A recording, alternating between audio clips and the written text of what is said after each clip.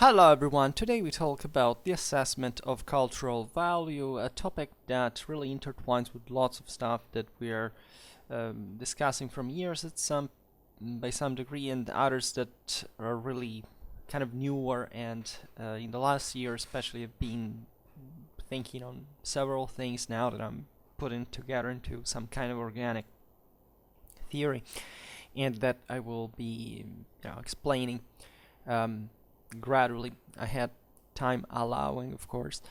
And this has to do in part with some questions, or at least general curiosity that was expressed by my audience, either privately or also here in the comments. That is, how, generally speaking, do I get a objective evaluation of, let's say, history, of course, because here we talk about history, but mostly about the world, the protagonists, really, of history.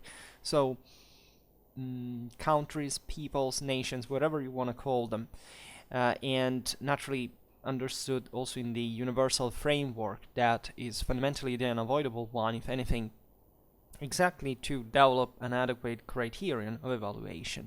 Because this is really the core, the methodological problem. That is to say, if you don't have a fixed standard, you can't properly even judge objectively, right? So, as you know, and I said it many times, I do believe that a truth exists, and this means that I'm not a moral relativist. What does this mean in practice? In practice, it means that there is no such thing like equality in the world, by any stretch of the imagination.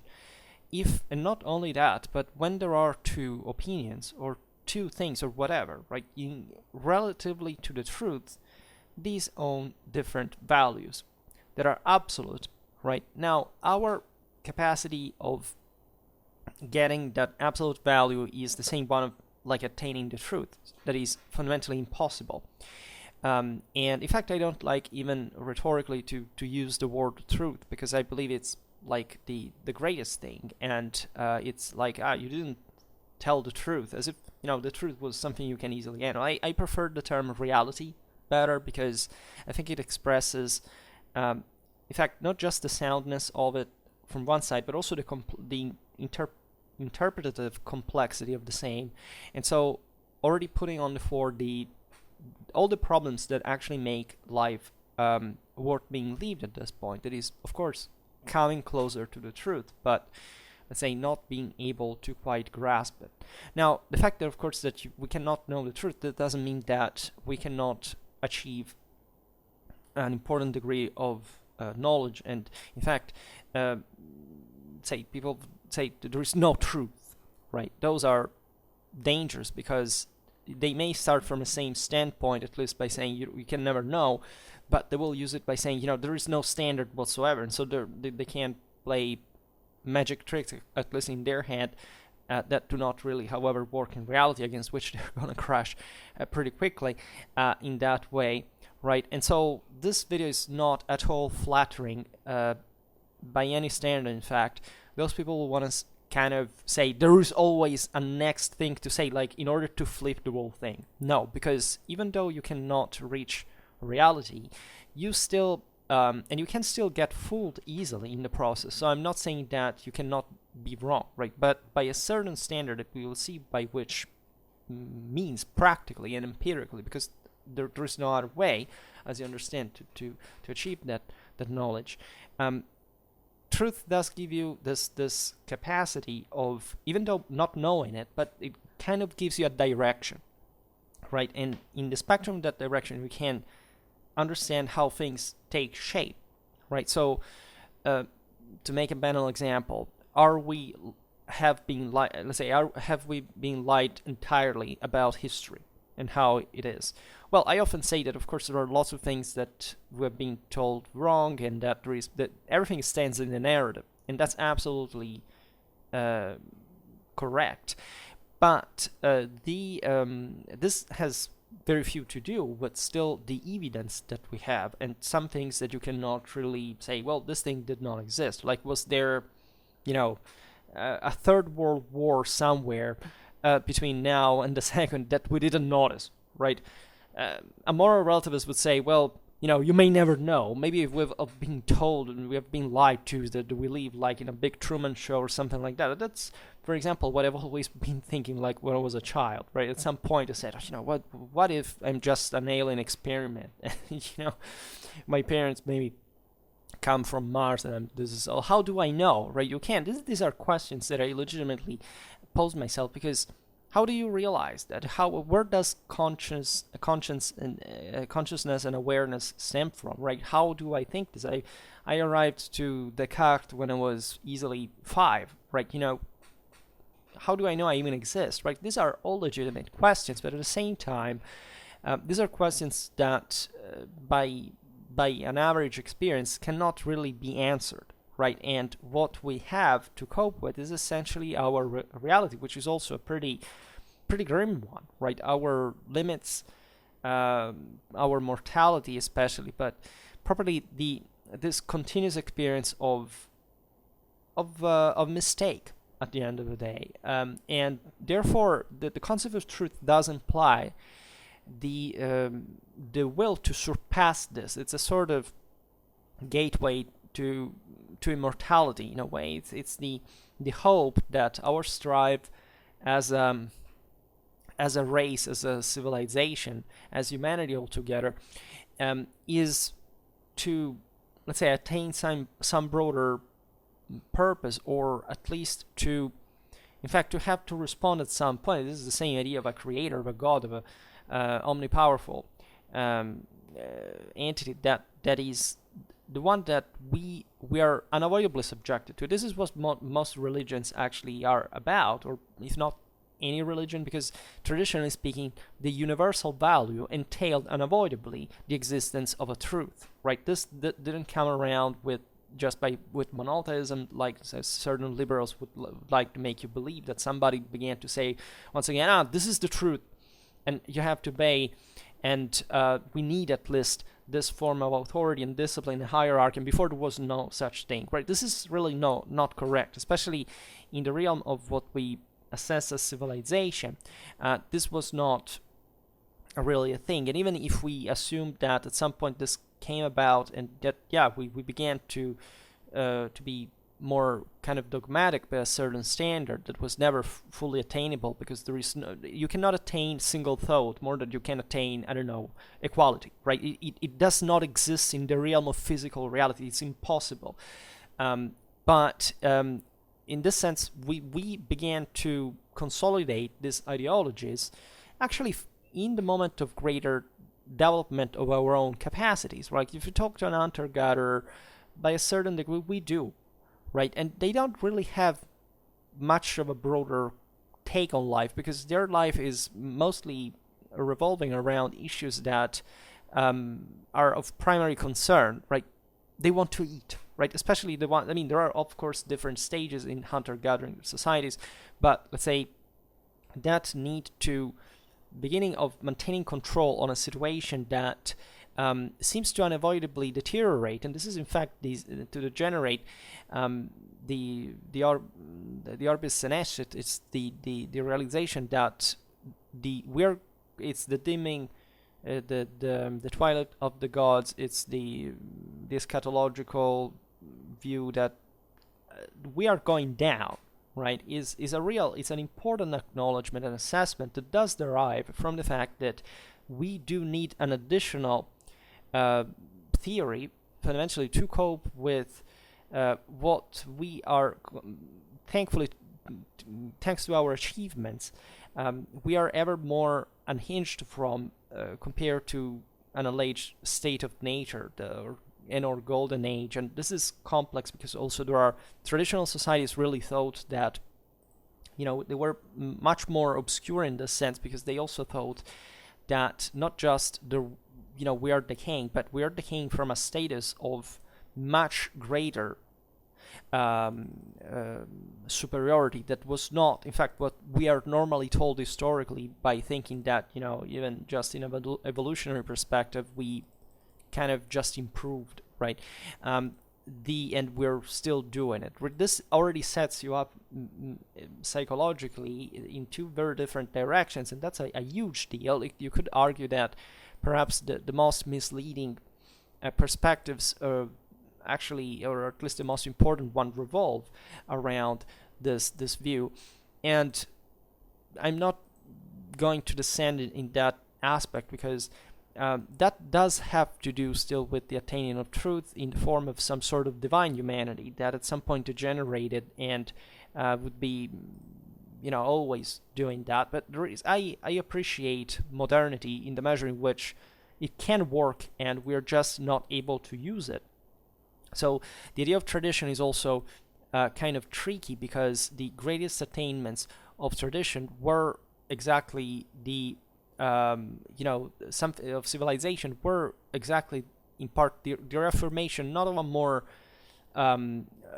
let's say underdeveloped status or situation, but actually the capacity, the unprecedented capacity of bringing order in systems that had never been of an extent that had never been controlled before, right? So that's how I think traditionalism should reconcile itself with reality in many ways, because tradition is not traditionalism, right? And our purpose and the purpose of tradition was really this enormous capacity of the individual that at some point can be employed also for through the faculty of command, to cooperation, right? The greatest attainments, greatest achievements of the Roman Empire were read in Augustan times as literally the representation of the Golden Age, and a sort of primitive state that, however, was actually basically the most advanced and that had been reached by civilization in practice at that point, were based on a feudal idea that the heroes had managed to move the lower masses and to essentially co-opt them to this greater status. And the same barbarian policy that you find in every Indo-European religion, actually, where you realize that even the giants, right, are considered like inferior beings, as they're big but stupid fundamentally. What you really have to do is to being able to dominate them and to channel their force into some positive attainment. I don't know why I say attainment so much today, but you get the point of what I'm saying. So the appreciation of cultures in this sense, I think this is an important premise, because there is an irreconciled attitude that I think equates actually to the real sinking of civilization, and mostly actually of moral force, right? That can never be unhinged, as we've seen the other day, from science as well. In fact, all the traditional cultures actually stress that superiority was achieved through wisdom. That is actually knowledge, if you get it down to even etymologically speaking. There's not much of a difference between the two things. Today people like to say, yeah, you're intelligent but you're not wise, as if the ransom or the revanche of the less intelligent, that however it's more experience and know how to handle better. It doesn't really fit reality, right? Experience does provide you with knowledge anyway, and there is a huge difference between experience without theory, and the two things cannot, the two things coupled are always superior to the individual ones, right? Alone, right? So this is also what we have learned through the Clausewitzian theory. So you can't fool around, right? And sometimes intelligence can be developed at levels that, again, the masses will hate you for, because it highlights so much their own inferiority that they will reject it, because they do not use reason in turn, but just feel offended in their feelings, because you just even indirectly shed light on the fact that they are not really even trying to improve themselves. So in today's world, it's complicated to get the standards right first, and that's most of the reason why there's a dialogue between deaf people in most of the time in everything, mostly in politics, as you can see, but because the bases are wrong, because nobody sets not just a common ground. You don't need a common ground, you need the right ground, right? We don't need much goodness. We really need a lot of righteousness that is much more important. We have to learn to be harsher in a way, not for sadistic reasons, but because we can gain the best from it, right? We are in a moment in which that moral strength has diluted itself to the point that we're just patting each other's shoulders, caring about our thing, but we don't realize that reality is something else entirely, and that paradoxically we're not really doing much even under the on the base of our scientific knowledge. It's paradoxical that yes, there is a scientific knowledge that brought us to the point of affording to live in very highly qualitative conditions, but that nobody used that to spur further the moral effort. That is, everything that you would do before in the previous generations just to break your back, all it took to do that, right? That could be channeled further into further application. This thinking instead has collapsed because there's never been a checker. There's never been somebody who would spur you further, right? The sad thing of this, that totalitarian regimes, for example, were imposing some sort of thing of this kind, were actually starting from standpoints that were incredibly low from a moral point of view. That is, that you wouldn't even know how to attain them in a way or not, because they all stemmed, in fact, either from nationalism or from socialism, that are both anti-traditional ideologies. This is yet another concept that is probably bringing the greatest resistance to any kind of enlightenment and improvement. Nationalism is actually an anti-traditional ideology. I will make a video to explain this, and not just that, but it actually is four-chamber to communism, right? Nationalism is basically this disgregation of any universal value to get, in an ever more relativistic sense, connected to a sort of collectivistic homogenization that flatters the individual to be part of, to be special just by being part of a group, and basically just contenting him or her of that and not making him doing anything, if not just, look at me, I belong to this fraction of the world that I don't even understand because I don't even understand the world entirely. That was the entire point. While all traditional societies were based on ultra elite, ultra intelligence, ultra strength, and whoever wasn't strong enough to achieve that was brought under, right? And that's in fact what the masses instead now have completely betrayed. And socialism, of course, has the same collectivistic direction, and the ultimate purpose is that homogenization gets down, you see, to that complete flattening. And nationalism, yes, is basically one of the first steps toward that direction, for sure. And it's no surprise that nationalism manifested itself fundamentally in national socialistic form. Think about fascism, think about national socialism, and think about even what we call as communism, that was actually national socialism as well. I mean, let's be honest. If you pick the Soviet Union or any other, it was actually, they were heavily nationalistic regimes, even if formally they didn't express that. But the ideology that was behind that, it was also, there is a difference between nationalism. At least starts from a standpoint there should be some kind of still of development of the individual. Communism instead heads towards the subpersonal. Nationalism just does it by a lesser, is going toward that direction too, because compared to the universal traditional value, is depleting that of actual individual quality, as we've just seen. So just the alleged struggle for attaining that quality is not is lower, is being accepted as basically unnecessary by a certain degree, because you have just to relax. This is the real problem that the democratic world, because the totalitarianism was actually brought on the fore by democracy, right? You see it evidently. It was the masses that overwhelmingly supported any form of totalitarianism, because we know that you can't really have totalitarianism either, right? So let's also throw away this socialistic and often, in fact, nationalistic and socialistic garbage idea that the poor, the people,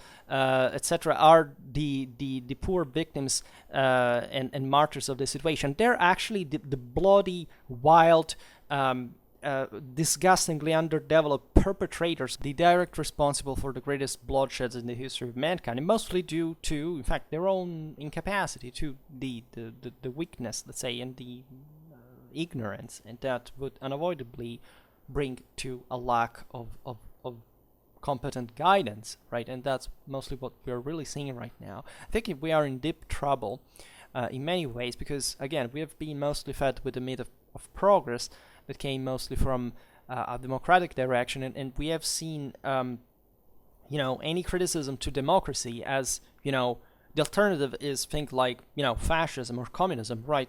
Absolutely wrong. Fascism and communism are the consequence of democracy. The older world worked in a completely different way, where everybody, where differences were properly accepted, ideally on the base of individual competence. That is, whatever your achievements were, that mirrored your role in the system. Right, and so it was very organic in this old, because nobody forced equality at some level to say, no, things have to be just the way I say, even though I have no capacity whatsoever to achieve this idea, and without destroying the whole system in the process. I mean, think about the major, think about the Soviet Revolution, whatever. I mean, these were things that caused the Nazism massive damage to the entire world, and to the same peoples who enacted them. They didn't improve anything. They actually shed poverty, misery, terror, genocide, and they didn't bring anywhere else. The older world wasn't a heaven at all, right? And part of the reason why democracy, in fact, came on the fore, in fact, it's not materialistic, it's ideal at the same time, because the elites softened up. Right, and so before, the elite was revered because it was fundamentally capable of providing you with that degree of security, and that was accepted, considering the life quality what the world was at the time.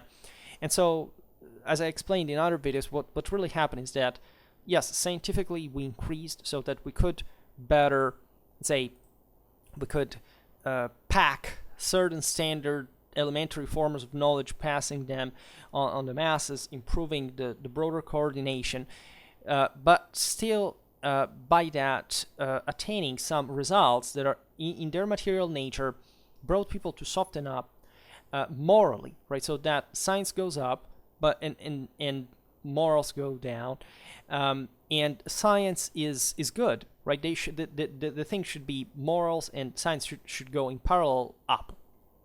Right, and what is happening today is not just that morals go down, that science went up because where people really worked hard to make it go up, right, and to liberate from those conditions of misery in which we lived before. But since there is no morals to support that, also our scientific knowledge to this point is not really going down, but let's say without a moral capacity, it's unproductive.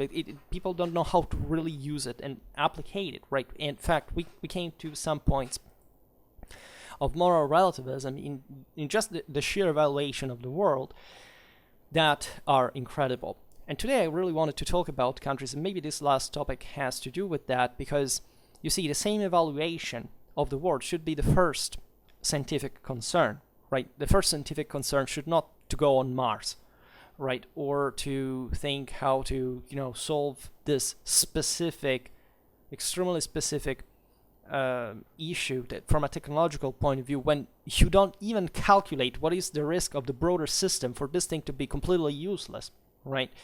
It's like, again, paradoxically, why do we spend so much in technologies that there is no really proof they could be a good investment in the future? If you don't even if the same people who do it do not even contemplate what could happen from a political or military or social point of view. Like, it's like thinking one as opposed to 100,000 and pretending that one will make the difference. That one will make the difference, but it will make 1 over 100,000, right? And so it will be virtually insignificant to the world trend. Now,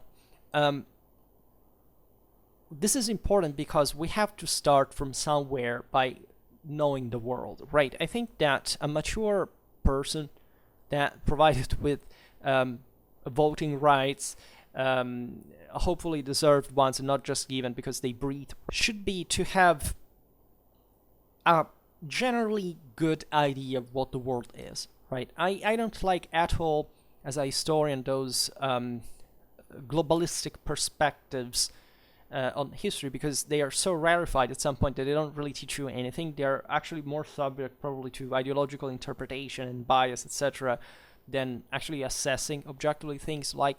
And you can argue that it's paradoxically the nation-state base that we live in, whether at this point in history, whether we like it or not, whether the system is kind of falling apart by a certain degree, it's really not.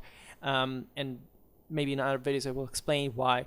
But I'd say that has informed more. We have to start from the sounder basis, right? Sometimes even if they're wrong, they can be more solid from taking a leap forward, right? So starting to know the world through states, right? Not necessarily even your own, because you will at least learn unavoidably more about your country than others, right? As long as you live there, right? So that will just come natural. You don't really need it more than much. You will be taught minimally at school, etc. Okay, education sucks, so you will probably not learn about that, but it's kind of your problem because at least the books are there and that minimal thing. If you just learned it, it would be an enormous deal for civilization. We would just triple world GDP if anybody had actually studied their school books overnight. But having this sound understanding of macro, especially socioeconomical differences about countries can be a very good starting point. And saying, oh, Schwerpunkt, but you're against materialism. You stress the importance of moral forces. You start with data that are socioeconomical. Well, yes, those are important because first of all, they still mirror the moral side of the story. So you cannot really separate the two things. As we were saying before, the greater civilizational achievements are not the ones that abstractly wished for something, but it actually worked with what you had, right? So you must know socioeconomical issues as well. I would say things like GDP, per capita wealth, deficit, debt, knowing the difference between the two, for example, or some other index of development, other rate of growth, things like this are really, really important. You don't know, let's say you don't have to know the entire world like that. It could be an interesting exercise. I've never done it really, but at least knowing what the major countries in the world are really about from that point of view, I think is really important. I would say that that things have been changing ever faster in the world for many reasons that now it's not really important to digress on. But let's say this is a very effective exercise because it also poses you in the face of kind of demolishing the stereotypes that you have about the rest of the world. Most people I know do not really have an idea, first of all, in fact, how to compare countries, right? You would expect that, if you live in Europe, as I do, you know what your neighbor really, your neighboring countries should be really about, right? At least from an economical point of view, like who was richer, was more productive, who has in fact greater wealth, less wealth, the size of their military, that's also an important aspect of what they are really about. But there maybe we'll digress now on other issues that we'll have to see. Because if you don't really know that, if you leave, and this is normally what you should be taught in schools. Just today, see, I'm offered food for thought every day while talking with people.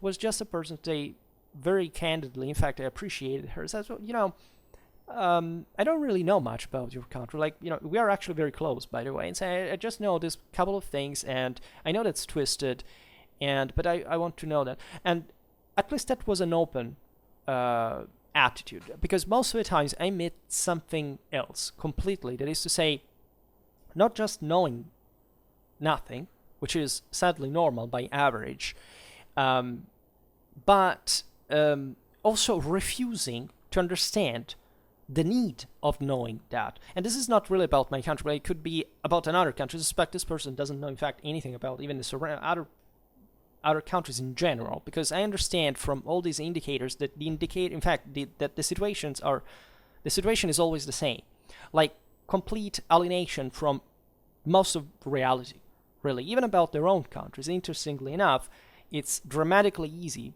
for every nationality to know more than them about their own history, right? It's not a merit from the person, because it takes so few that it's almost ridiculous, right? And the most important things there are not quantitative, but how you connect them, right? So, as I often say, there's hardly anything more stupid than pretending that you understand anything about your own country, but just having lived there, like history, culture, tradition, because it doesn't work like that. Countries are something extremely complicated and complex to understand, and it takes years and years and years of studying just to have a clear picture of them. I myself, through historical studies now, is surpassed, at least at a high level, the decade. I began to understand something about an interest, about several countries, let's say, and having some kind of other basic understanding of others. But fundamentally, it's very complex, right?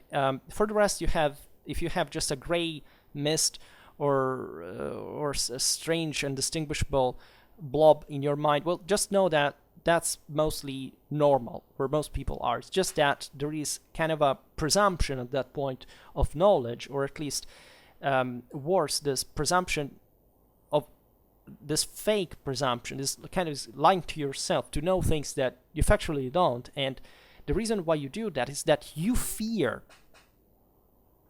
to be discovered. That is to say, you perfectly know what your status is, and especially people who come instead from a more competent background recognize it psychologically immediately. They can read through you in the blink of an eye, because the psychological attitude is perfectly consistent, in fact, with the need that you have to learn, right? If you're exposed to a more complex system, you don't really have to understand, to sort it, to be able to sort it out, to understand it, to know it, in order to perceive the fact that you should know that if it's, especially if it's a big system, it's a big deal, the standards you should be expected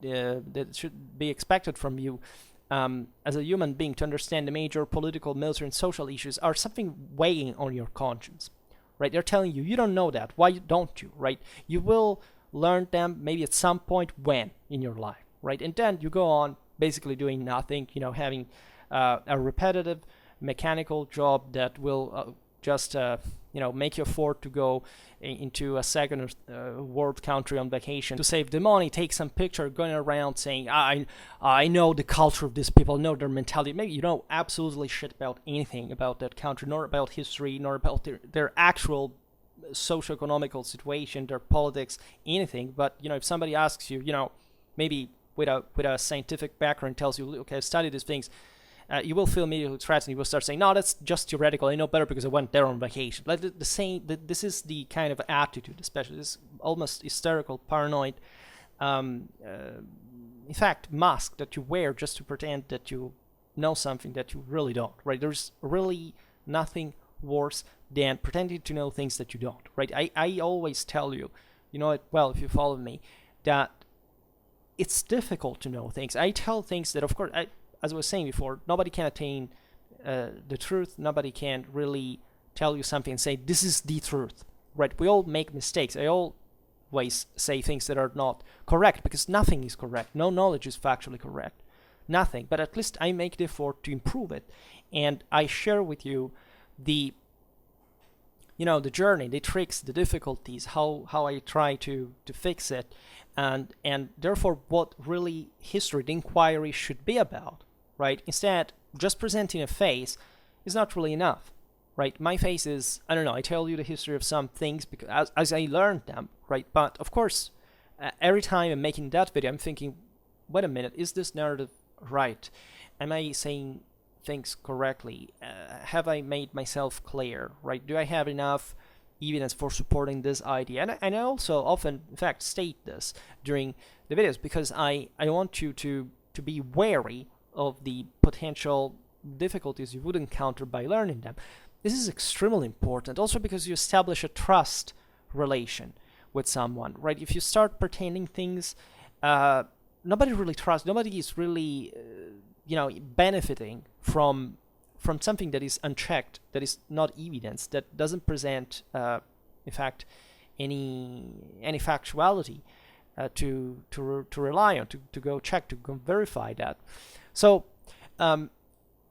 this attitude, I think, is average. Like I get, just for telling you how I express myself, I get this from people I talk to. They are mostly foreigners, and I do, in summing them over time in a pretty large fashion. We could talk about hundreds, if not thousands, of people, and if I get a general feed that is essentially a pattern replicating itself over and over again, I am starting to get, actually not these ideas, but the same cultural understanding that we're discussing today, really. And in fact, that is a form of knowledge. That is factually collecting.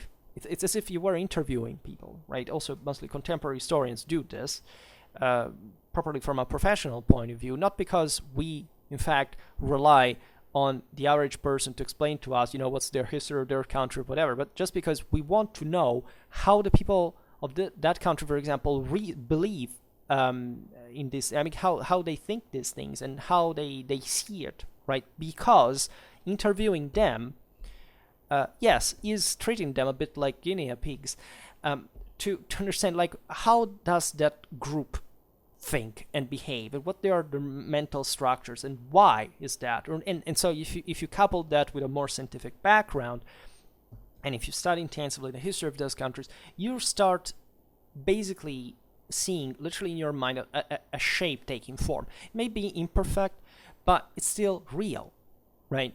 And this is, interestingly enough, conflicting with most political assessments today, right? Because if you are right-wing, you will mostly see an inquiry of this kind and this criticism, etc., on a nationality, etc., as a sort of attack to your pure nation that is absolutely granitic, homogeneous, unchangeable, immutable, and vote to criticize them because you're the best people in the world, and that's obviously trash.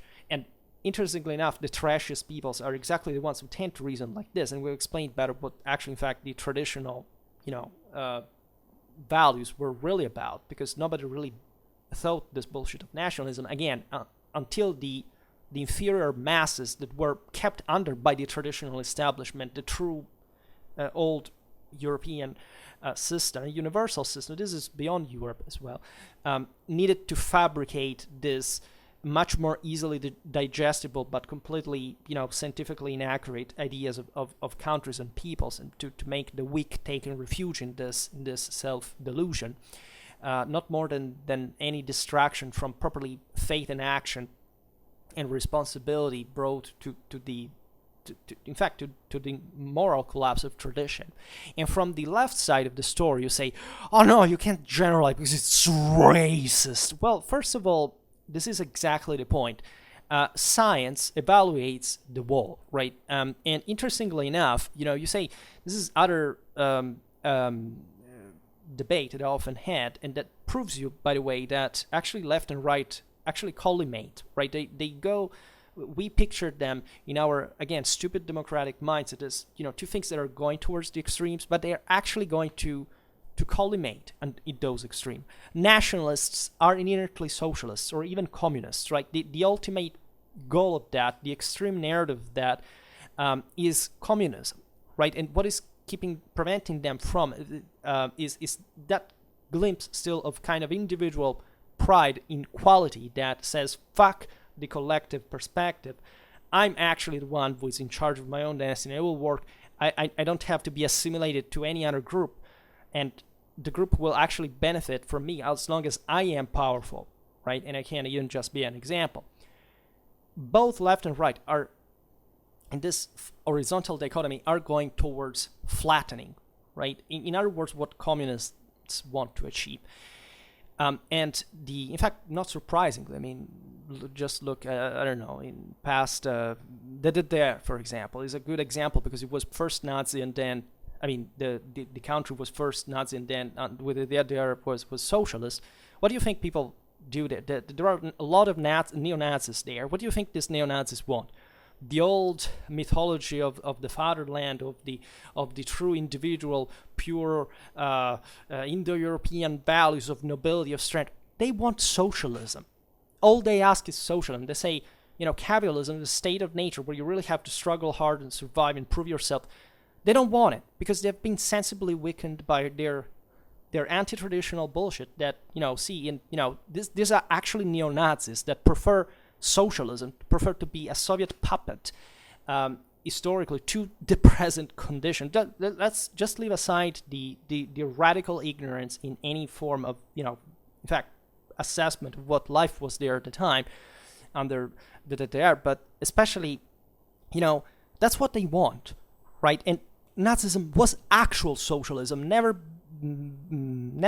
believe ever those sophomore kids that tell you, no, you can't say that. Nazism was something completely different from socialism. Nothing to it was actual socialism. I mean, there is nothing to understand about that. And again, part of the reason why you've been fooled enough to believe that is exactly that dichotomy, that horizontal dualistic bullshit that there is a left and a right. Here we're talking about above and below. We're not talking about left and right. This is about quality over nothingness.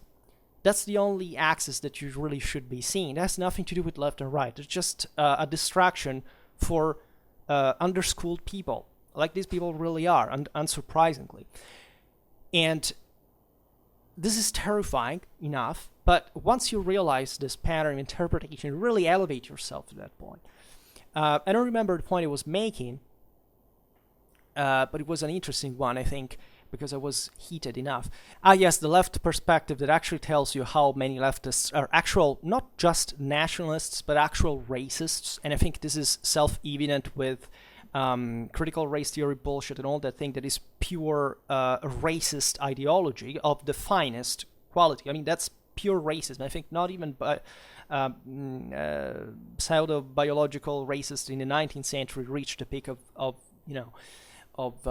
not just of cultural underdevelopment, but probably of evil than the current alleged anti-racists are actually the single most racist people existing in the world today, at least, in the civilized world, because again, in uncivilized world, racism exists by default, right? And that is the following. And this is yet another actual conversation that I had with the average person that thinks they are enlightened and they're actually fighting for good and they're actually destroying the world in the process instead and dumbifying down. Fortunately enough, these people make ever less children. I mean, the demographic crisis at this point is one of the greatest problems in the world, meaning that people don't make enough children. Right? They have been told there is no space for more people. We are sinking. We will not have enough working force for maintaining our living standards anyway, right? And this thing, by the way, is sinking exactly also in those countries that the right wing thinks they're more traditional, right? Pick Eastern Europe. They don't make children anymore, right? Pick Russia. They've had a major collapse in a few years of millions and millions of labor force because they literally don't make children anymore. What kind of tradition is that? Nobody knows.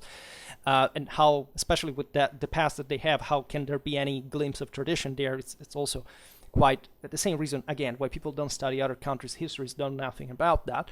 But in any case, what I was saying is the following, expressing doubts, for example, about understanding a culture, right?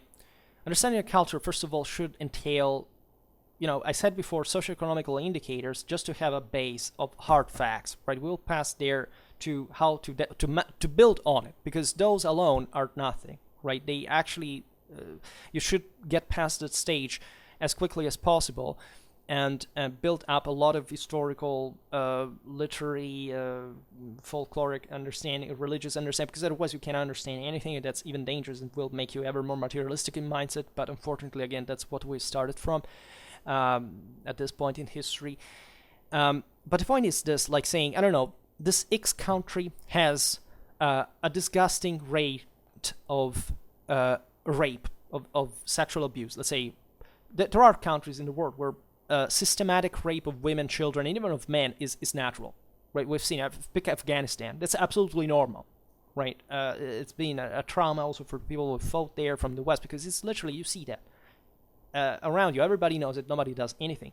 It's part of their culture, right? And so when people say, I don't know, this is the typical thing they say, because of course they can't perceive the inherent stupidity that they're expressing, but they need to put some kind of barrier to it, is that we have to accept that cultures are different, that there are people who think differently, except those who want to impose you things. Well, yes, so, a culture is exactly based on that.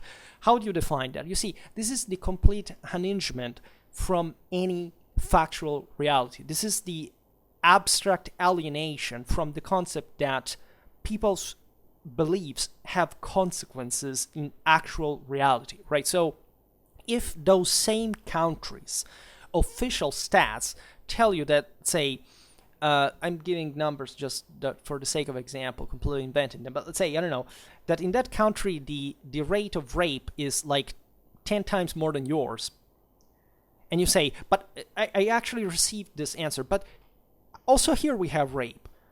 And so you're saying that basically all the 9 people more compared to your country that normally raped on the base of 1 are like, you can't generalize on them because generalizing them is racist. So you're basically canceling the rape of 9 times more the people get raped in that country on a regular basis in relative terms, because you don't want to generalize on that country. It's those freaking country stats. I mean, they're saying government stating out loud. And you have the courage of saying, no, that culture is just different. You can't judge that. There is no comparison. No, that culture is factually inferior to yours, right? As yours is factually inferior to another culture where people get less raped.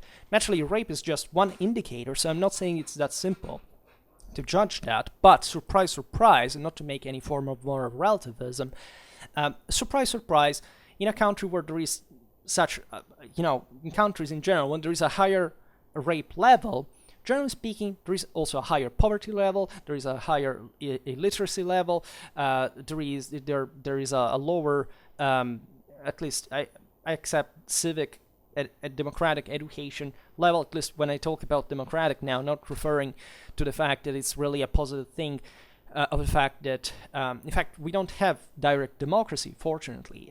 We have just something mediated, because we realize that the people cannot rule by themselves. They're completely incapable of doing that. But at least the idea, and this is what really democracy should be about, and has nothing to do with the demos, it's just a misphrasing of the term that we've been asphyxiated to, should be that we should be provided in potential, because we all have, as humans in potential, objectively, the possibility of improving, right? So we make this gigantic gift, probably in exchange of the dramatically increased, in fact, coercive powers of our states that are overwhelming, that are truly absolute states, by saying, in exchange, I will recognize that wherever you are, you have the full right to, at least to have the same opportunities as everybody. Right now, there is all the machinery for undermining that too, so completely transform the thing in a purely communist system, where it's not just, you have equal opportunities, you have to have equal outcomes. So this means basically the complete annihilation of any form of humanity, which is exactly what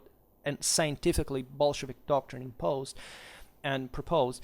And I made a video about the Soviet abomination of humanity that explains that consistently.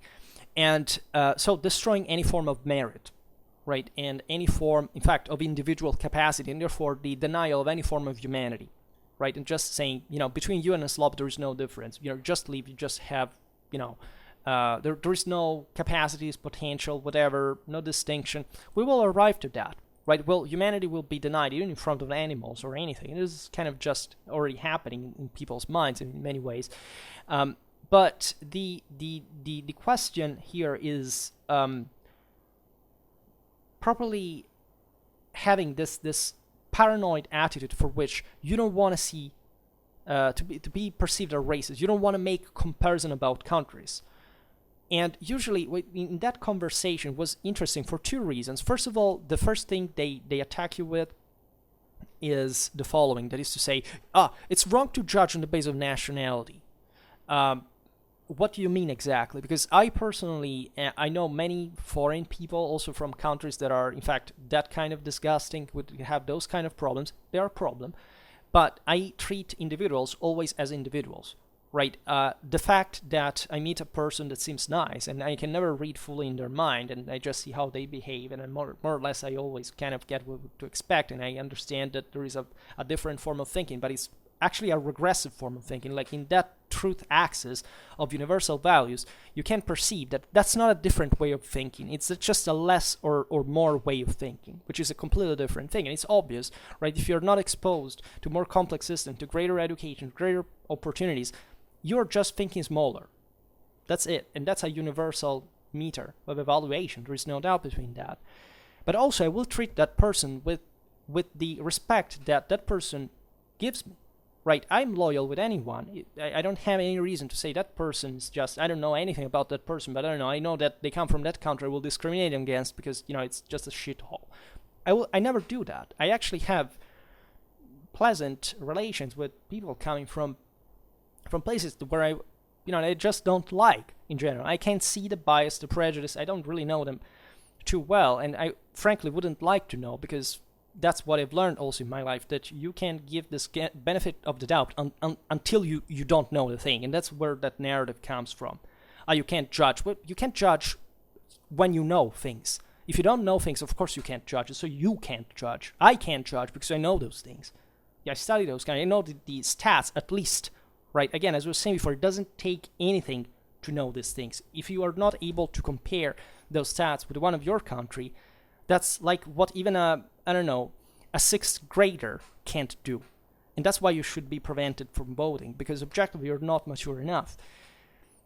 And I think actually that I'm a much more loyal person probably than you are, right? And what these, exactly because of that reason, because I give the possibility, because I know what's universal potential behind those people. Instead, you see just a different person that you don't know from the background of, but that you have to give anything for granted since the beginning because you fear not to be considered racist. That first of all tells you how weak you are in front of the rest of the community.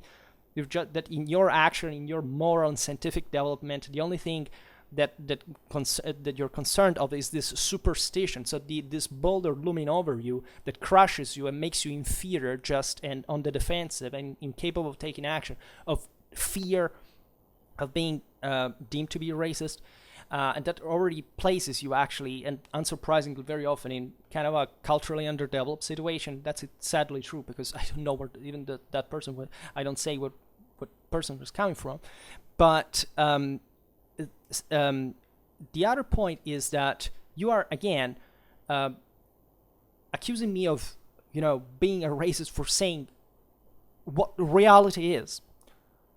That is, in that country, there is a severe problem. It's not just an isolated one, because it's part of a broader issue, right? All countries, you see, if you have historical education, you know that that country is not like that just because it's there to be hated because it's bad. It's like that because it's the product of a historical context, right? And so that historical awareness provides you actually with the confidence of being able to judge that context. Which means I know why that happens. So that not only I'm aware that I can't judge morally that thing is wrong, but I also know technically what it would be needed to fix that, right? If you are devoid of that perspective, of that comparative capacity, factually you don't even know how to solve the problem. You will just be either hysterically pro that, it will be always a wrong prejudice, right? Either in absolute favor of that group or in absolute contempt of that group, which means you will be a disgusting leftist or a disgusting alt-righter. Factually, you will always have a wrong prejudice because prejudices can be wrong and right at the same time. If I know that country has those stats regarding a certain level of something, of course, if I roll the dice and pick one person randomly from that context, I have if the stats are correct and everything, that should also be inquired, as we'll see now, I can, with a certain degree of certainty, expect something. At least I have an expectation, not a prejudice, maybe, but say I already know kind of, and that person will be like that. And surprise, surprise, it will be like that, because the other interesting thing, scientifically speaking, about this is not that just, if you pick, which is, by the way, something that, surprisingly enough, the left at least says about the concept of slavery.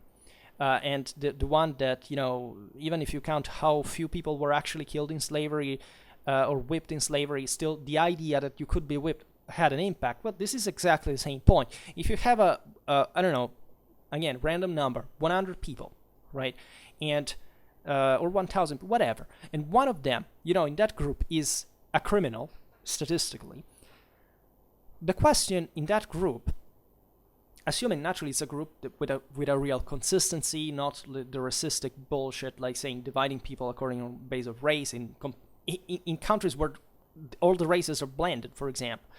So that most of the leftistic rambles about the US are bullshit in the first place. But secondly, you conceive that, that number.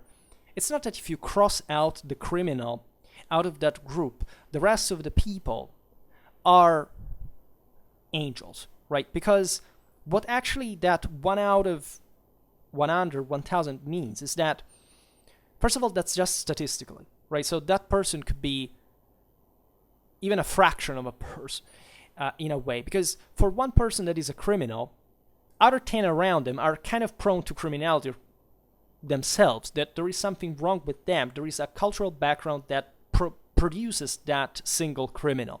And so the others, even if they maybe don't kill anybody, but they still are in a mindset that can produce that in a way or another. It's in a disgusting mindset. It should be stigmatized because there is something that does not work. The same thing that didn't work up for that person to become a criminal out of them. So it's obvious that if you read the stats, you can easily see how there is a major difference in lots of other things, not just in the single guy that killed another, but literally in the mindset, in fact, in the broader culture that stands behind that. And culture, to me, here, we haven't even defined that, but it really means, it's a problematic definition, because it's really the entirety of that world, moral and material context.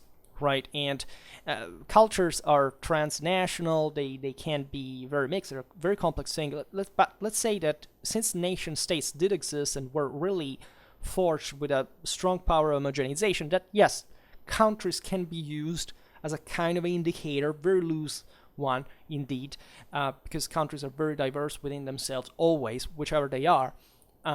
And so, yeah, in that sense, you cannot judge. But let's say it's not that by saying that there is an ever smaller possibility that it's not the case, that makes difference in reality. Because in reality, there are much bigger factual realities that you cannot ignore, right? So with any concept, and this is in fact moral relativism, you could find, like in categories, what's that culture, what's that identity? It's not just that throwing that on the table means to nullify reality. That's just sophistry, right? It doesn't have consistency because you can, kind of split hair on what that thing actually means conceptually, categorically, but yet another person will be killed in that place anyway. So you don't really help in anything in that regard. You can, of course, appreciate more what a culture is, what the internal mechanisms are, but these are big empiric things that are also measured on massive factual evidence, right? The same one from which stats actually come from.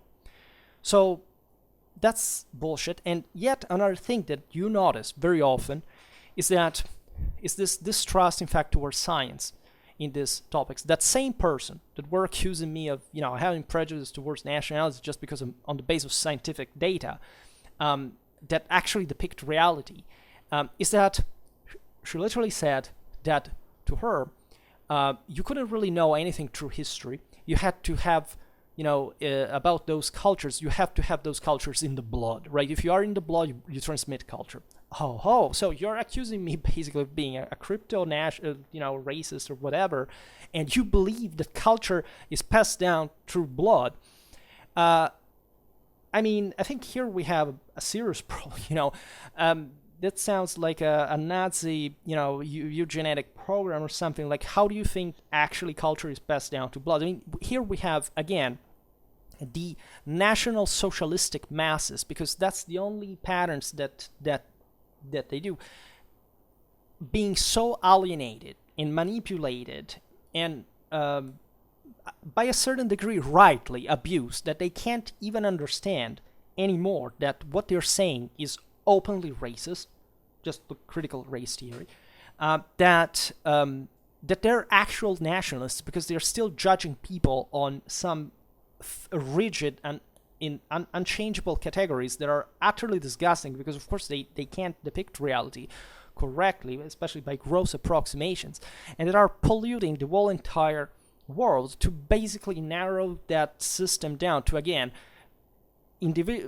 elementary indicators, simplistic indicators, even single monofactual indicators to which they want to reduce humanity to, in a purely categorical, abstract sense, right?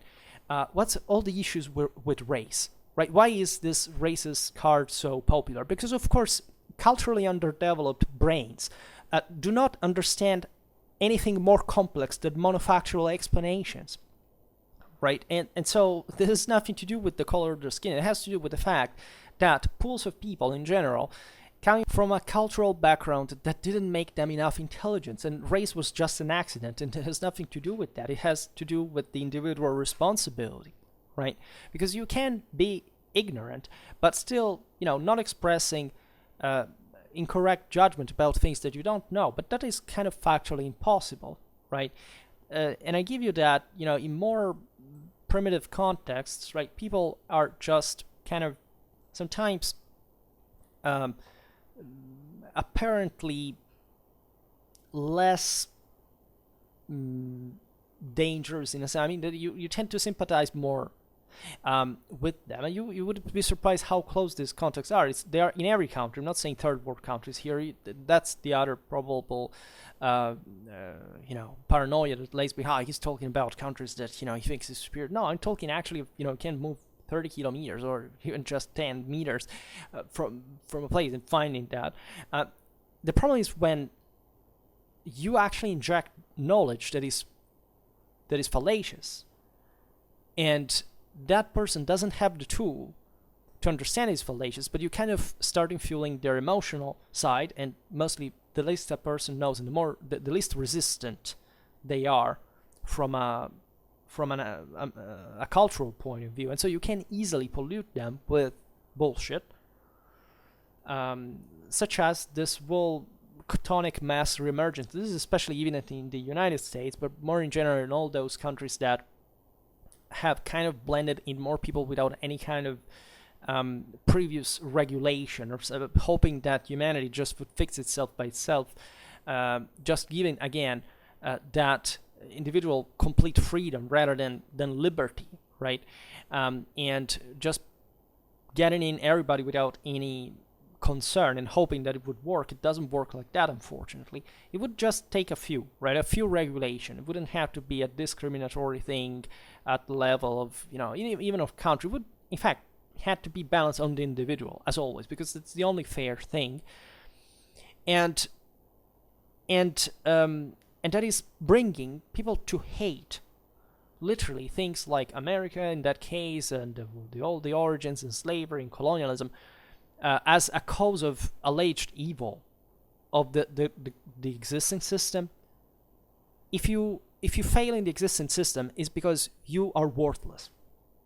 Because, again, historically speaking, what your grandparents were habituated to survive with, you don't even have an idea of, right? Just as you have no idea of history by any stretch of the imagination, including what actual colonialism and actual slavery really were, and why they happened, in which context, which you completely have no idea on, again. Because if you knew, You would be extremely thankful for the place you live in. Instead, you're just a moron, and as such you should be treated, right? Because again, the entire fault of your stupidity and your ignorance is yours in a world like this, right? You are just unfit for civilization, and you should be re-educated on that base to be a functional, mature being. And that is not said anymore. We keep flattering people that they are so brave and they know things and they're so special and they have this great, thing that the world can't really do without. And it turns out that actually the world really could do without just the overwhelming majority of people without any problem. And just a few good ones would be. And the only truth being that this is always true because it's a universal thing, is that you could always become that capable person. Always, right? There is no divide. We are all humans. And that's exactly what you're doing. You want to put divides between races, between nations, whatever, to crystallize them in a way or another, whatever is your usage, whichever is your left or right orientation, to pretend that nobody can escape that cage, because you are factually keeping yourself caged within your own ignorance. And this is also what the principle of enlightenment was really talking about. You are actually, the objective was taking people out of the condition of inferiority, of darkness that they kept themselves in. And nobody was keeping them caged in. Because even if you meet with resistance and with oppression and with abuse, you always have the chance to fight. Right? And if you don't, you're giving up something. And you're simply saying, okay, well, I will just let it happen. Right? So you're giving factually a prize to things like human dignity, liberty, whatever. And this is what is increasingly likely to happen when, again, you don't have to do anything in your life that requires any kind of effort and difficulty. So you can watch people being butchered from the other side of the world, not even understanding what that means. Because again, you don't have any, sophisticated political sensitivity or, understanding about war and social. You have no idea. There's a war. What's this? Right? It's like, I remember that Simpson episode that was like the end of the school year in summer. And it was the bell ringing in the class, and all the kids run away. And it was the history teacher runs after them and with a book open in his hands and says, "Wait, kids, I didn't tell you we won World War II." And all the kids, for a moment, turned back. They were already out of the school. And he says, "We won!" Yeah, everybody, yay! Like kind of those things. Like there are these interviews on. I can assure you, at least there is the stereotype that Americans are ignorant. I can assure you that Europeans are as ignorant as Americans, by a certain standard. We are different in different ways.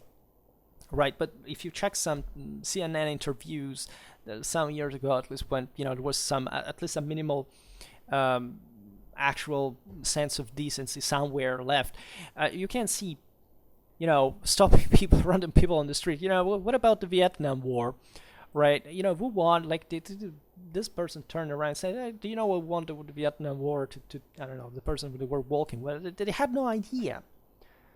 How can those people have any factual value from a civic point of view? I mean, honestly, who allows them to vote? We should absolutely, right? This is not the time anymore where people were enslaved, they didn't have rights, they were abused. Nobody really. There was here. We are giving everything to everybody, and this has to stop.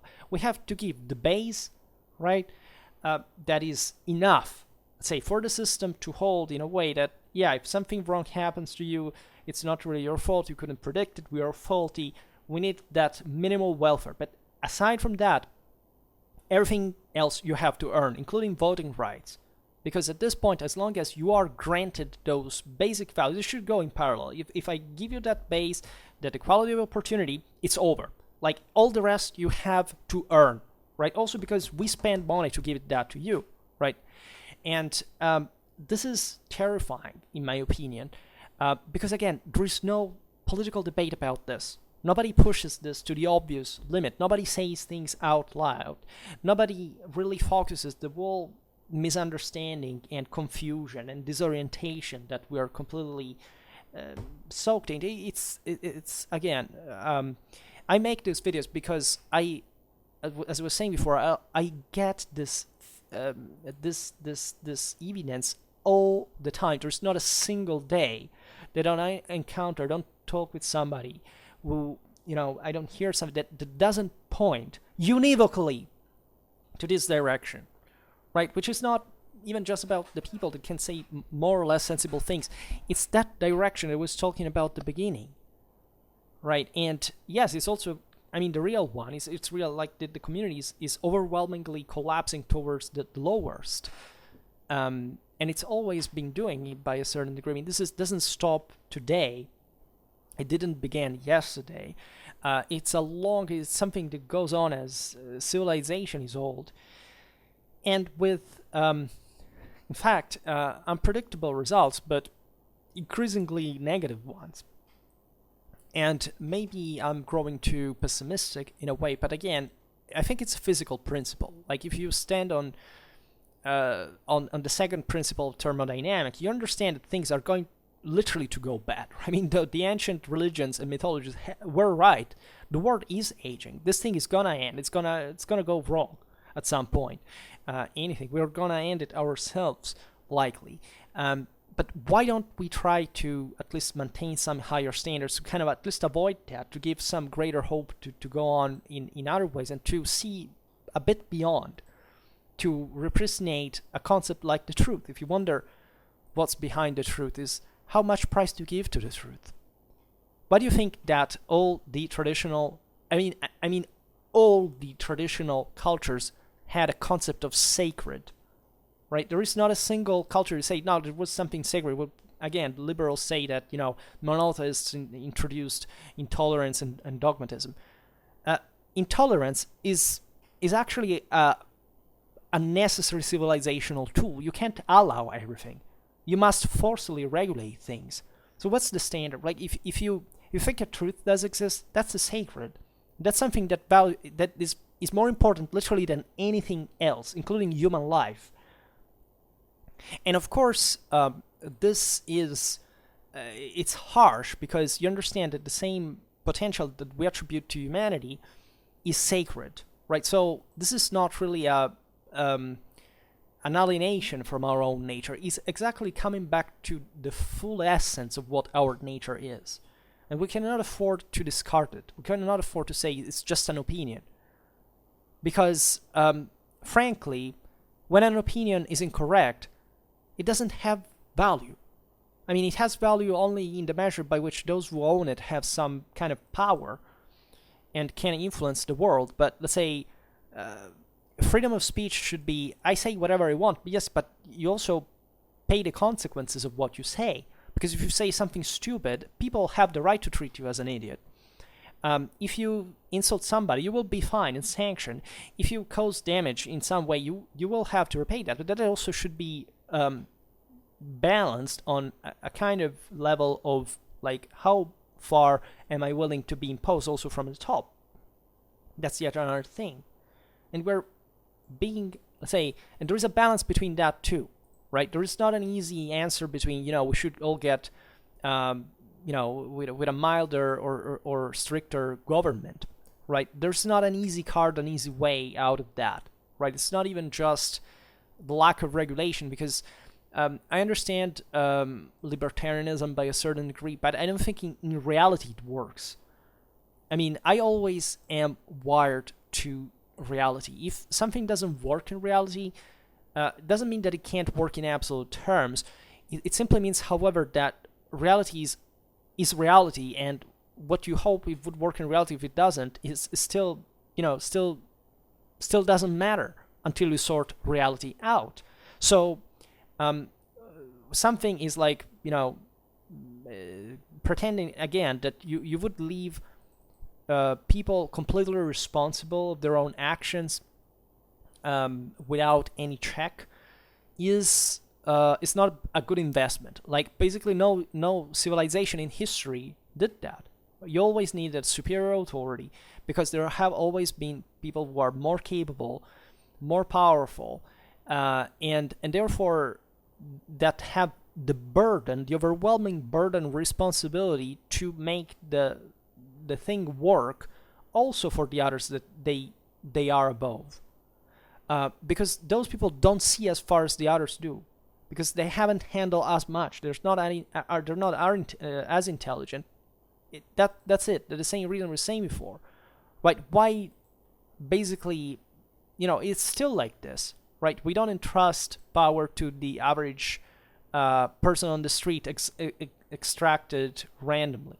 We give power to somebody that at least we is being selected by some sort of process. It's still lame, but yes, the government does not just represent the people, but in this sense represents at least people that have eventually to work with the duty that they have been entrusted.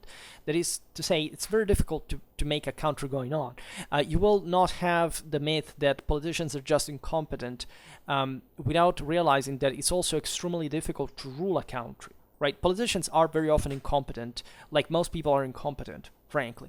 But again, try to make the average person that complains about politics rule the country for a day, as opposed to those who actually do it, and see whether they would be actually better at making it work. And I'm not really talking about principles. I'm talking about actual capacity. Again, wishful thinking, in reality, most of the times, is not an option, right? You can try to fix that. You can try to pass the message, but the way you will have to do it is complex. It's difficult. You won't be really hurt that easily. You won't be really convincing. And again, what's the average? Say we're searching for somebody who should do it. It's generally the elite. And that's why the elites have always ruled, because it's actually a merit to be more competent, to be more experienced, to have more capacity and more responsibility in the process. It's that simple, right? Why do you think we have a hierarchy? Why do you think Marxists want to tear down the hierarchy? Because of course they want to annihilate differences between people. And the only way to annihilate differences between people is depriving them of any source of experience and expertise and capacity and authority. In other words, to make them inhuman, to make them completely defenseless in front of any problem so that they can manage them better. That's it. That's only it.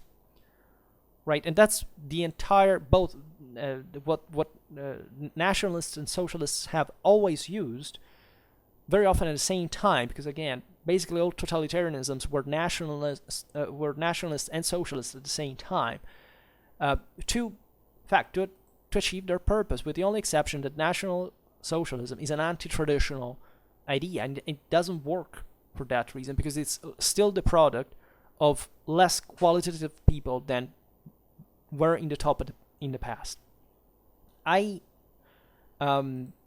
Again, from a moral standpoint, I'm not making it a matter of how skilled they can be. The Nazis managed to exterminate the Jews industrially in a relatively effective way.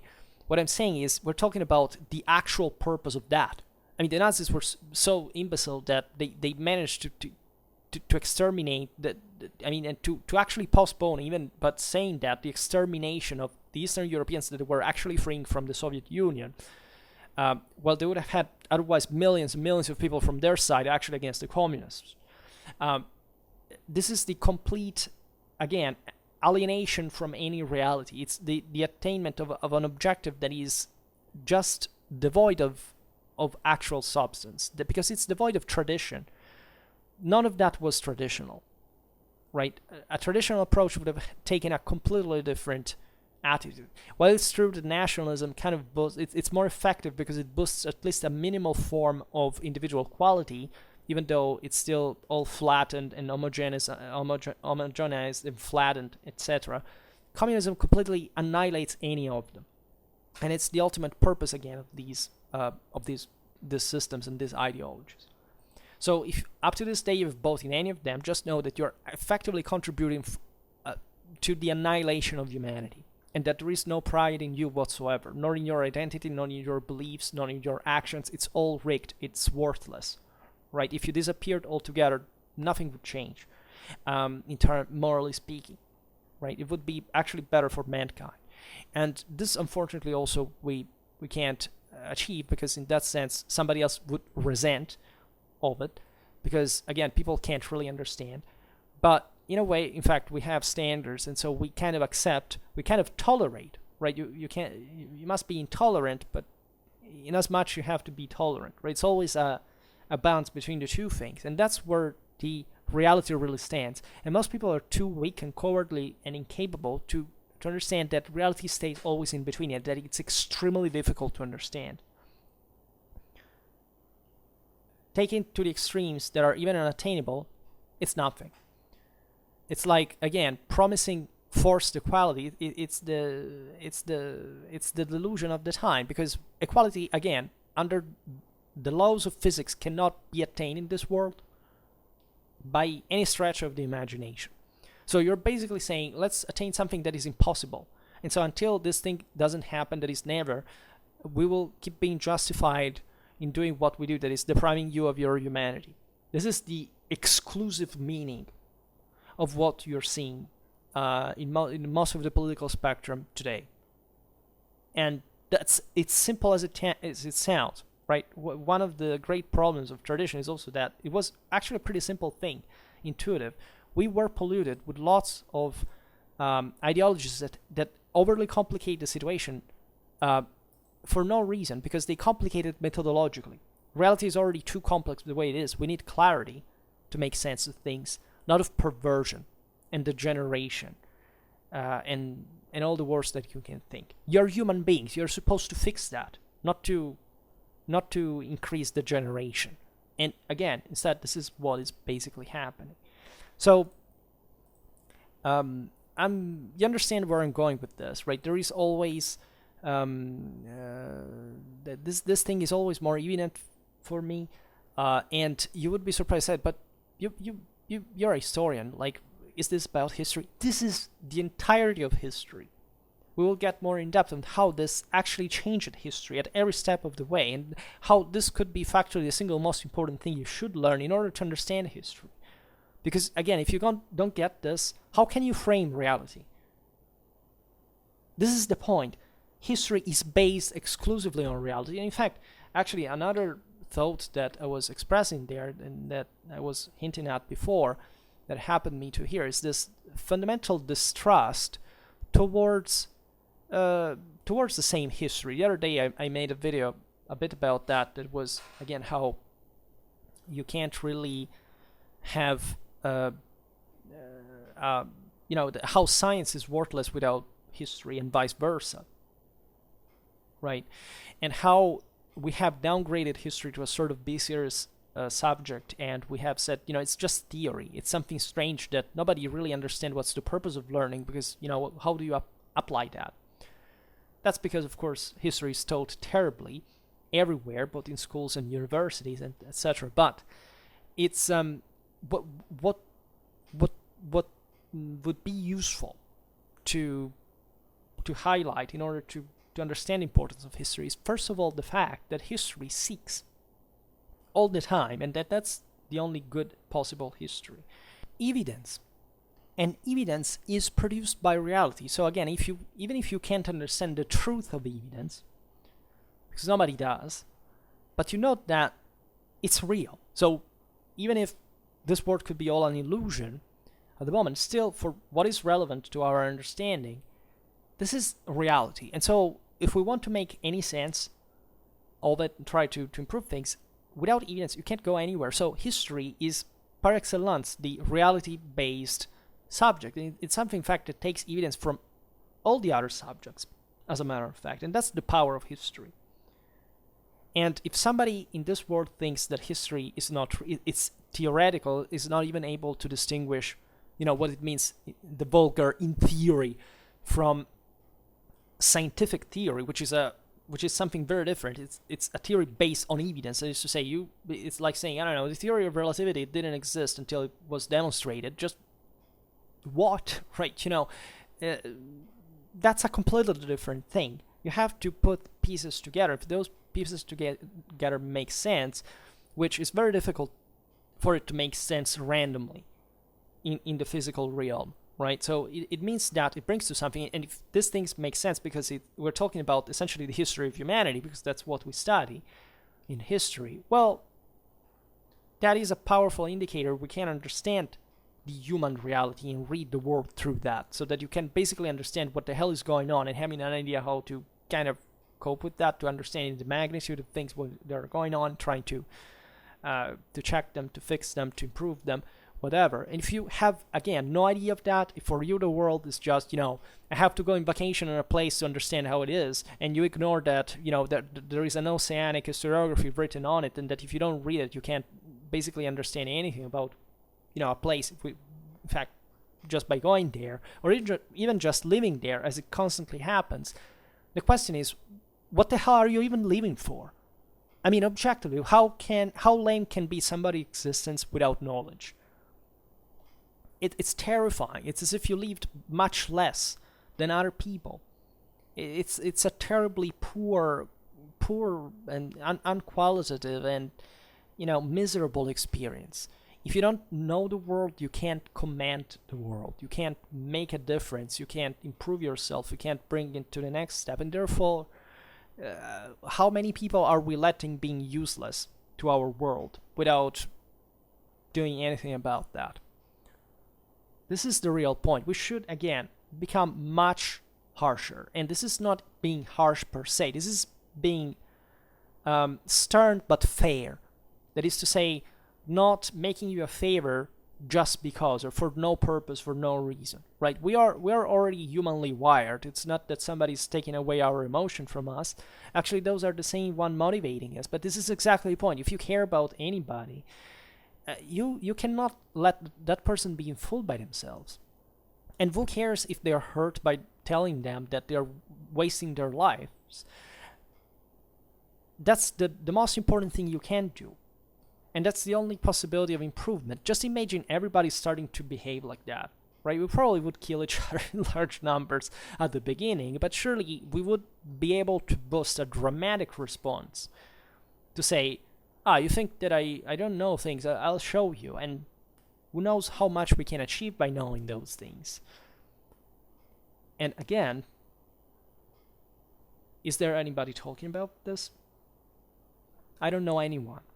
Right, even the greatest, we made a video about what was the appreciated Peterson or something. They get to the point, but they don't develop it. They don't take it to the next level, to the ultimate consequence. This is it, right? And the interesting thing is that, again, traditional cultures knew this. Like, this is not a new acquisition. And this is part of the deranged narrative that we have been fed, that there's been just a linear progress before we're just like imbecile brutes, and now we're super special because whatever, we have human rights and science. It's not like that. They had sorted it all out before, when things were much tougher than anything that we can imagine. And today we're just, narcissistically cheering at ourselves while the world is actually crumbling, because we're not even able to, to realize that, let alone to do anything about it. So, again, I think this is a very important perspective. We have a duty, right? This is it. That's what the sacred, this is what the truth calls for. As simple as that. And of course we have a limit. We all have a limit, right? Am I sublimating to the infinite to achieve any of this? Of course not. But I'm trying to spend a great part of my life being vocal about this, working, and just, trying to stand up to these principles. And I can tell you it's hard, because I just discovered that basically this is the best way you can alienate anybody's sympathy from you personally. But, what's wrong with this? I mean, should we tolerate people's incompetence, demerit, incapability? No. I prefer just, there should be a limit also within that. But I can assure you that there are, within the realm of reality, there is definitely people who are smart, and they are capable, but they are very rare, and very often also they are just in specific fields, and this is basically the story of everyone, because we all are just good at something. But let's say, we also would be good at something if and better at it actually if we had a broader picture too, which is really a methodological one. It's essentially a scientific one. In fact, again, even morality and science do collimate, right? And that's again why political extremes really tend to the opposite direction to meet, in fact, there. And as we're seeing, so what we need to make things work is extremely precious. You don't find it under a rock. You don't just stumble on it. It's something you have to work hard for years and years and years of your life. And working hard doesn't mean having a daily 8 hours of work and just okay, that we'll just spend the night watching Netflix and doing nothing. Netflix is finally collapsing. That's one of my greatest. That will not stop. Disgusting artistic garbage. Say better, garbage devoid of any artistic value anymore. But that's still showing how temporary everything is if you don't really do something about the long-lasting bet on it. Right, so we should concern ourselves with big issues all the time, which is not, again, putting likes at pages about things that we don't understand. It's about scientifically studying things that, again, most people do not really have time for. In fact, most of the times people write me and say, look, I love history, whatever, but I don't have time to study it academically. Well, thanks my eyes. Well, I sympathize with that because I also would like to study so many things and I can't because I'm just doing what I'm doing. But let's say in that regard, it's important to establish a hierarchy of what really also should work and should not work. It would be a great deal. And I would say most of the people who write me just acknowledging this realize that. And it's really fantastic because they got the point.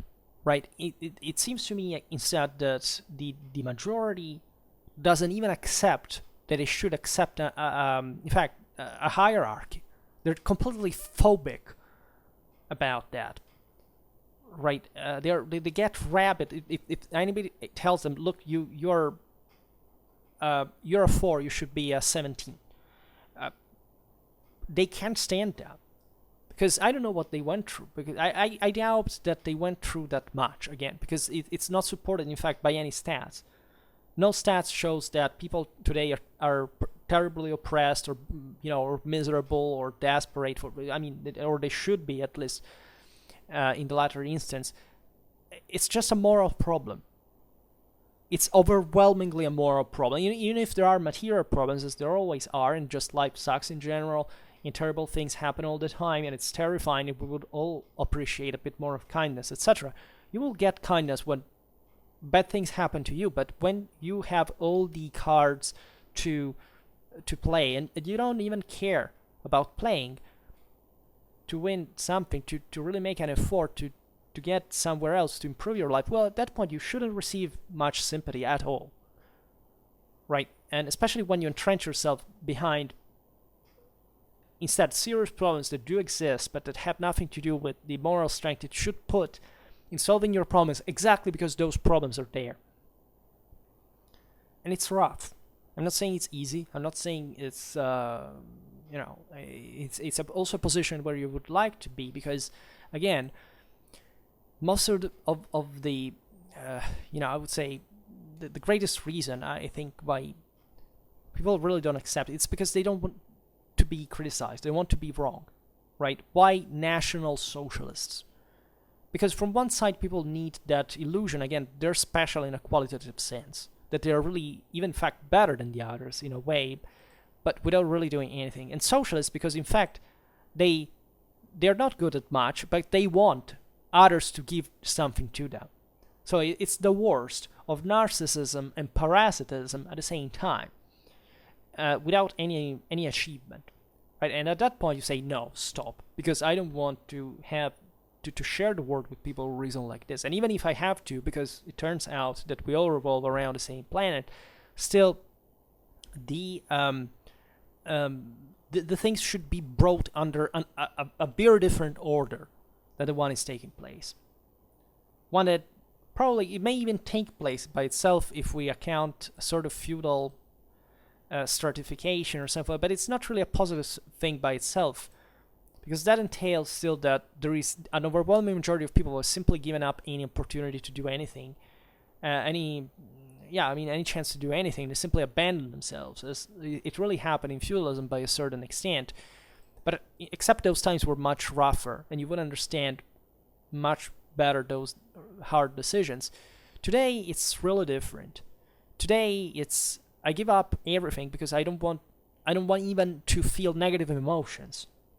I need a safe space to pretend that the world does not exist and that I have to make an effort to live into it, to achieve anything. I mean, you're basically going against physics. You can't achieve anything if you don't spend energy. And also, you should spend energy in an intelligent way that requires, in fact, your brain to work.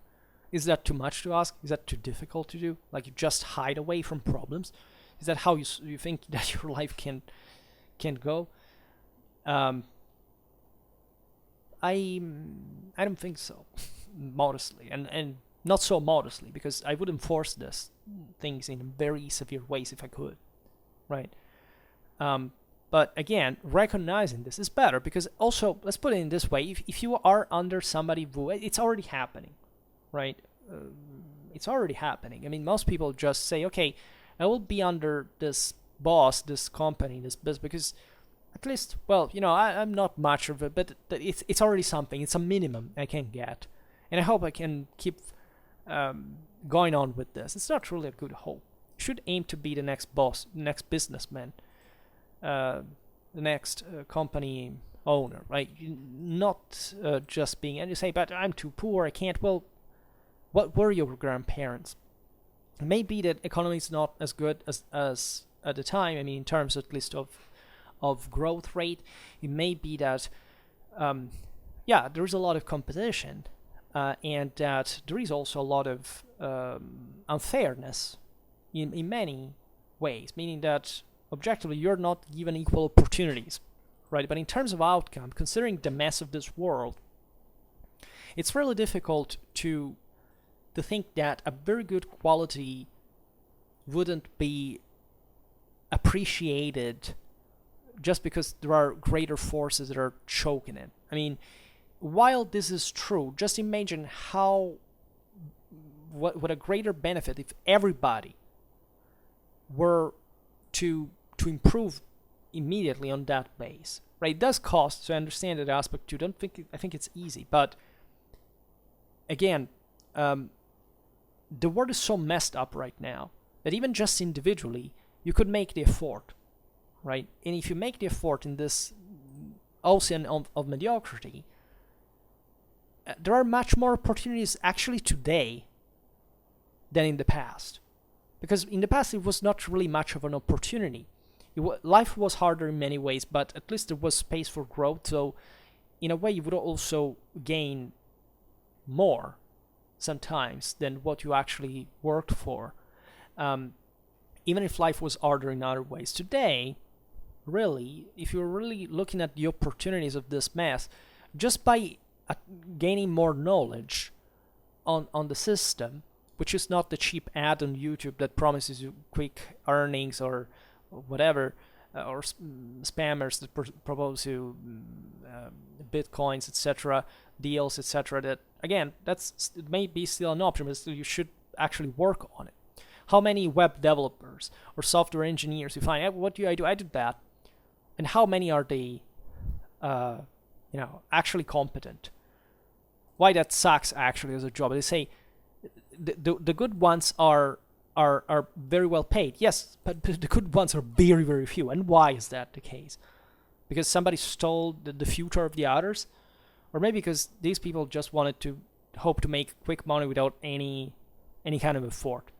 Because that's also what the system seems to be luring you into. Basically, all ads you see here on YouTube are about that. It's two topics, right? Either just be relaxed, just pay us money, we will deliver you everything, we will do everything for you, we'll relax you, you won't have to do anything, you will have to relax, so you will be free, you won't have to do anything. So making you do ever less anything, and not proposing you even kind of doing something more constructive. No, the picture is always just sitting on a couch doing nothing, relaxing. On the other side is, I discovered this way of making money and nobody really knows that, you can't really do it, look at this. So you understand what the message combined is. Doing nothing, pretending to make the big money. Is it realistic? No. And this is possible, and the marketing experts are clever on that, because they know that the majority of people is that stupid to believe in that. And therefore, whose fault is that, really? If people were really intelligent, would you need such ads? Probably not. There would be more intelligent ads. This happens because the majority is really that.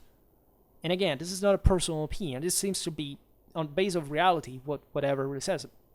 Here, we'll not even digress on what I think intelligent or stupid really means, because I already stated what the empirical means to achieve some kind of knowledge really are. And so one can't even complain if they say, well, you're just really doing nothing with your life on that base, right? Then again, feel really what other people feel, listen to them. Don't think that what they go through is not important, because again, if you can do something for them, is really understanding that and explaining them how to fix it. So again, we don't have to be harsh with anybody, but publicly we should, right? Because we should push this message overwhelmingly, so that we can still be accurate in that generic description of the individual, in which people would listen from their PCs, from their smartphones, and say, oh wow, they're talking about me. God, they figured out what I'm up to. I have really maybe to change my life. And so setting the cultural premises for really improving on that base, without being too nasty with somebody, just picking the random person in the street and asking random questions, and say, yeah, you're an immigrant, study, be better. No, you can't do that. I mean, it doesn't really work. But the tone, it's even a matter of pride. I mean, what kind of person do you want to be? A better one or a worse one? Or just you want to be the way you are, but yes, who are you? Compared to what you can be. Because that's factually the only thing that matters. Well, I think there lays much of the meaning of existence, and if you have really not ever pictured that, it may be a hard awakening to realize. But also an interesting beginning for that matter. So also the emotional shock can be something, but you have to be harsh for that reason too. In any case, for today, stop it here. I just hope that you enjoyed this video. If you did, please share it. Otherwise, leave a like or subscribe to my channel if you're interested in my upcoming content. And for now, I thank you heartily for listening to me. I wish you a nice time and see you next time. Bye.